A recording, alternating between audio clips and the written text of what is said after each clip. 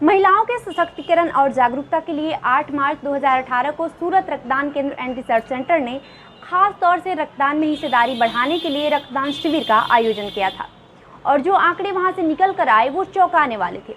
रक्तदान करने वालों की कुल संख्या की मात्र 6% हिस्सेदारी महिलाओं की थी और पिछले कुछ सालों के ग्राफ पर नजर डालें तो महिलाओं का रक्तदान करने का ग्राफ और नीचे हो गया है और कोविड काल में तो महज 2 से 3% महिलाएं ही रक्तदान कर रही हैं।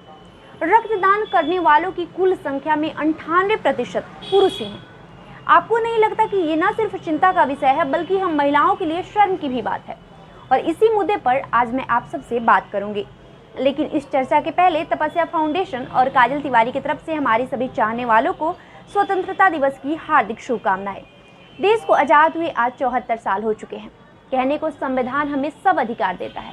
हम फंडामेंटल राइट्स की बात करते हैं, अपने हकों की बात करते हैं, उसके लिए लड़ते हैं, लेकिन उसी संविधान में हमारे लिए यानी नागरिकों के लिए कुछ जिम्मेदारियां भी दी गई है। उन्हें संवैधानिक भाषा में ड्यूटी कहते हैं। तो क्या भारत के एक नागरिक होने के नाते हम अपना कर्तव्य निभा रहे हैं? यह हमें सोचना होगा। अगर आज़ादी के बाद भी किसी व्यक्ति की मौत रक्त न मिलने से हो जाए, वो भी आज आज़ादी के 74 साल के बाद, तो हमारे लिए और इस मुल्क के लिए यह चिंता का विषय है। देखिए, पहले एक बात हमें समझना होगा। दुनिया में रक्त की कमी को दूर करने के लिए वैज्ञानिक उपाय तलाश रहे हैं, लेकिन अभी तक सफलता नहीं मिली है। WHO के सर्वे के मुताबिक भारत में प्रतिवर्ष करीब 2 करोड़ यूनिट रक्त की ज़रूरत होती है, लेकिन उसमें सिर्फ 80 लाख यूनिट की ही ज़रूरत रक्तदान से पूरी हो पाती है। देश में प्रति 2 सेकंड में किसी न किसी को रक्त की ज़रूरत पड़ती है। WHO के मुताबिक विकासशील देशों में जागरूकता के अभाव में रक्तदान शिविर में बड़ी संख्या में लोग शामिल नहीं होते। नतीजतन हर साल हजारों लोगों की बीमारी या दुर्घटना में घायल मरीजों की रक्त के अभाव में मौत हो जाती है। चलिए अब महिलाओं की रक्तदान में हिस्सेदारी की बात कर लेते हैं। विभिन्न NGO के सर्वे से जो बात सामने आती है वो यह है कि रक्तदाताओं में महिलाओं की हिस्सेदारी का आकलन करें तो यह प्रतिशत 2 से 5% के बीच ही रहता है। पिछले कुछ सालों में रक्तदान करने वाली महिलाओं का ग्राफ काफी घटा है।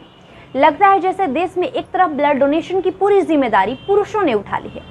देश में होने वाले रक्तदान में 50% यूनिट पुरुषों के द्वारा दान किया जाता है। अब यहाँ पर यह सब कुतर्क मत दीजिएगा कि महिलाएं कमजोर होती है और उन्हें घर का बहुत काम करना होता है।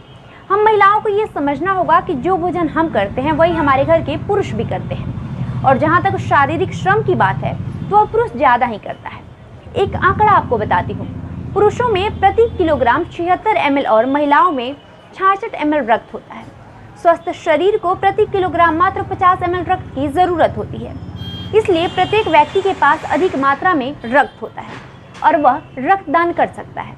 हाँ, इसमें इस बात का ध्यान जरूर रखना होगा कि गर्भवती महिला, बच्चों को दूध पिलाने वाली माँ, गर्भपात करवाने के तुरंत बाद या फिर मासिक धर्म में होने पर रक्तदान नहीं करना चाहिए। इसलिए हम महिलाओं को इस डर को तो अब त्यागना होगा कि रक्तदान करने से कमजोरी होगी या कोई बीमारी होगी। इसके लिए आप मेरे पुराने वीडियोस को देख सकते हैं जिसमें मैंने पूरे विस्तृत तरीके से रक्तदान के फायदे समझाए हैं। तो हमारे गोपालगंज और बिहार की महिलाओं को अब आगे आना होगा। आखिर आपके दान किए हुए रक्त से किसी की जिंदगी बच सकती है। और एक बार फिर से स्वतंत्रता दिवस की आप सबों को ढेरों शुभकामनाएं।